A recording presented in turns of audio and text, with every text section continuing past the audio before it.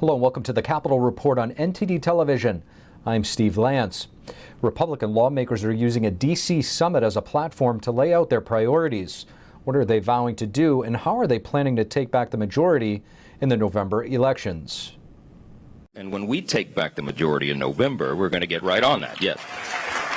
Gathering at the America First Agenda Summit in Washington, D.C., GOP lawmakers vowing to win back the majority by addressing what's at the top of Americans' minds. Your car costs over $100 to fill up your car. I mean, that's just killing families.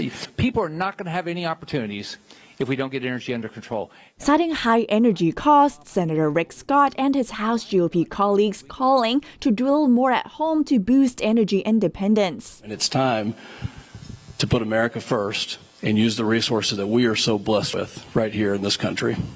And others turn to law enforcement, with Representative Mike Johnson laying out how a GOP-led Congress would work to prevent tragedies like the mass shooting in Uvalde. He says the country needs to focus not on guns, but on the human heart. We recognize that our rights don't derive from government. They come from God. The foundational principles of our country, the rule of law is one of those, right?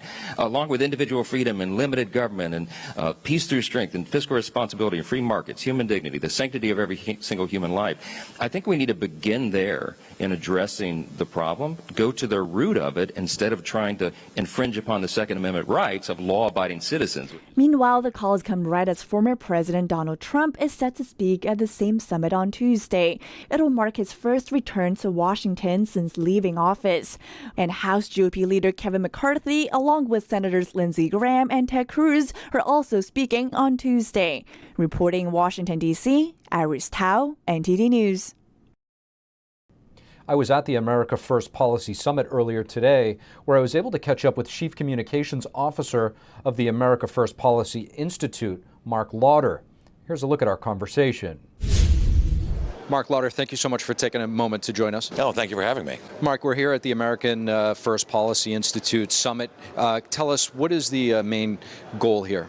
I think the main goal is really just putting down the vision, laying down the marker of what it's going to take to get America back, and providing that information to office holders and candidates at every level, whether you're running for State House all the way up to the White House. We know these policies worked. They worked just a few years ago. And when you look at what's going on in America right now, from gas prices and inflation and crime in our cities, parents being told they have no business of knowing what's going on in their child's schools, that's not America. And so when we lay out this vision, and we think when candidates at all levels get behind it, A, they're going to win, but B, more importantly, we're going to get our country back and get it back on the right track. Who are some of the guests that you guys have here speaking today? It's a who's who, really. We've got 9 former cabinet level officials from the Trump administration, 9 White House senior staff members, 23 members of Congress.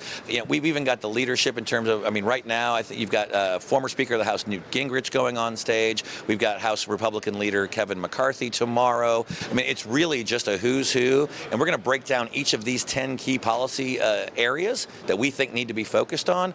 You're going to have a cabinet level or senior level Trump administration official with members of Congress, state elected officials, talking about how we get our country back.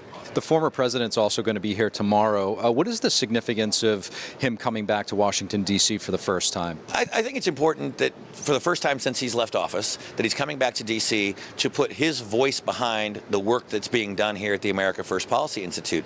He was the visionary behind so many of these policies, and we saw them work when they were in action. Now we've got the exact opposite. So for him to come out and lay that future out, so whether you're running for Congress, State House, obviously the presidential campaign will take care of itself. But when you see that these are the policies that Donald Trump is getting behind, and he's laying the future out for a better America where we're looking out for American workers, American companies, and also getting back to that peace through strength that served our nation so well for so many decades.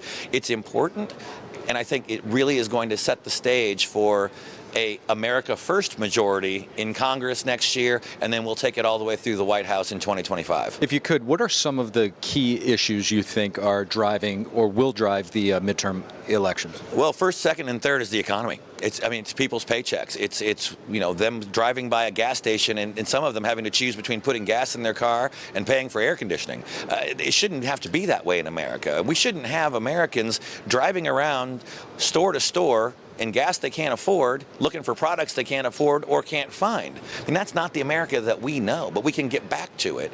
And so it's going to be the economy. It's going to be putting law and order back into our communities. It's going to be giving parents a voice in their child's education and their schools, securing the southern border, of course. But I mean, these are the things that really resonate with the American people. And contrary to what you think, from the mainstream media, they only want to focus on one thing. That's not what the American people want. And I think that's why we're seeing such a disconnect between the needs and the wants of America and what the American people are being force-fed by the liberal media. Mark Lauder, thank you. Thank you. Illegal immigrants bused from Texas to Washington, D.C. were to be sent to Florida. That's according to an email from FEMA. The April 13th email was obtained through the Freedom of Information Act in an investigation by the Heritage Foundation. In the email, a FEMA official wrote that migrants dropped off at the nation's capital without family to pick them up would be put on a train and sent back to Miami. The email also expressed disappointment over the lack of coordination between Texas and D.C. officials about the arrival and drop-off of the buses. When asked about illegal immigrants coming to Florida, Governor Ron DeSantis' office says that the state is obligated to uphold the immigration laws of this country, even if the federal government and other states won't. The Florida governor's office warned illegal immigrants not to come. Members of the January 6th Select Committee say they're prepared to subpoena the wife of Supreme Court Justice Clarence Thomas.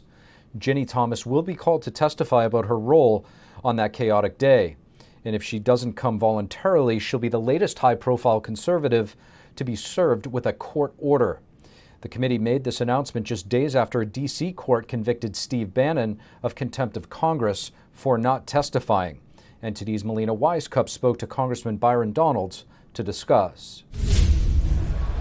All right, I'm here with Congressman Byron Donalds. Thank you for sparing the time to talk with us today. Of course, great to be here. Okay, Congressman, I have to ask you about Steve Bannon's trial. The D.C. court just convicted him, and he said that the GOP should start their own investigations into the January 6th happenings. What would you say to that? I totally agree.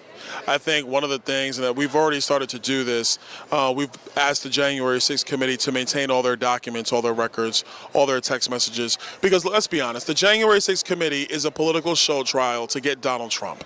That's number one. Number two, they have been leaking to the press, coordinating with the press for maximum effect. We already know that as well. Look, the members are sitting there reading the teleprompter as they do their little questions and whatnot. So this is all pre-produced. This is all pre-planned.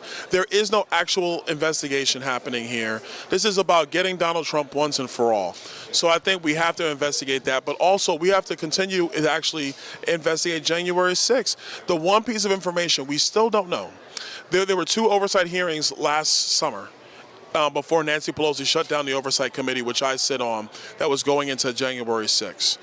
One piece of information we still don't have is what did the Capitol Police do with the intel report that was sent to them by FBI, I believe it was a week before January 6th. We still don't know what the Capitol Police did with that intel report. We do not know what they told the Speaker of the House, the person who's actually responsible for security of the Capitol building.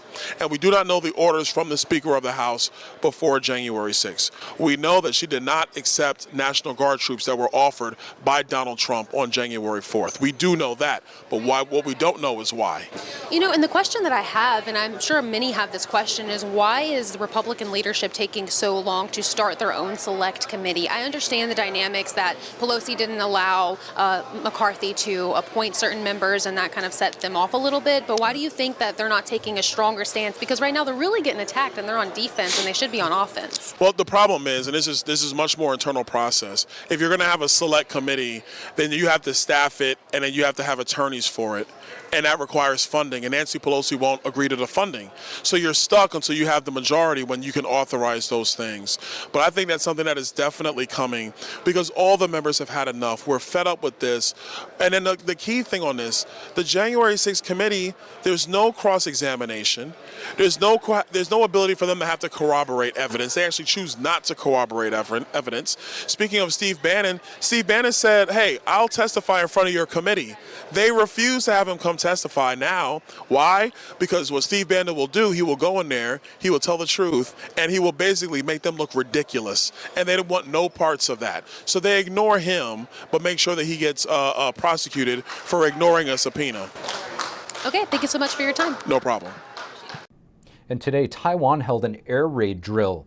These are yearly exercises on the island, but Russia's invasion of Ukraine has given the drills a renewed urgency to prepare citizens for the possibility of an attack by Communist China. Sirens sounded at 1:30 p.m. local time for the mandatory street evacuation exercises. They effectively shut down towns and cities across northern Taiwan for 30 minutes. The island is also holding its annual 5-day war game drills. That's to further train Taiwan's military to deal with an attack from the communist regime. Taiwan's defense ministry says this year's exercises have used lessons learned from the Ukraine war and have simulated all possible ways Beijing could use for an invasion. Thank you for watching the Capitol Report. If you want to see our full broadcast, check us out at epochtv.com.